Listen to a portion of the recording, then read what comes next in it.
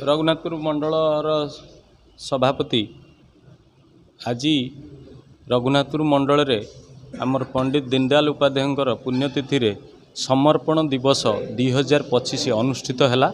एथिरे आमर जिला सभापति प्रताप भाईना योगदान देले आउ वरिष्ठ कार्यकर्ता योगदान देले। आमर वक्ता आज विजय भाईना रही जी कि दीनदयाल उपाध्याय और भारतीय जनता पार्टी संपर्क विषय बुझेले आमे ताधेरु आज बहुत किसी शिक्षा भी पाइलु।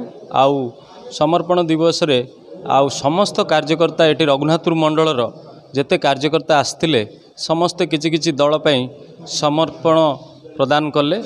निधि राशि तांकर सक्षम मुताबक समस्त देले एवं एही समर्पण दिवसर भल कार्यक्रम अनुष्ठित है। एथिरे समस्ते योगदान देइथिले। मु समस्त को धन्यवाद देउछु। प्रताप कुमार मिश्र, जिला सभापति भारतीय जनता पार्टी जगतसिंहपुर। आज गतकाली एवं आज भारतीय जनता पार्टी 2 दिन धरिकी समर्पण दिवस पालन करुच्ची। भारतीय जनता पार्टी खाली कथारे नुहे कामरे भी पार्टी विथ डिफरेन्स। आम पई प्रथमे होची देश, तापरे दल एवं तापरे व्यक्ति।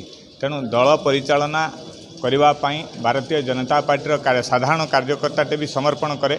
ये आम पई परिवार पार्टी नुह, आम पई पार्टी होची परिवार। तेणु परिवार रे समस्तक सहयोग रे परिवार चलिबो, ये होची समर्पणर भावना। तेणु पंडित दीनदयाल उपाध्याय पुण्यतिथि रे भारतीय जनता पार्टी नियमित कार्यकर्ताटी नियमित समर्पण करे।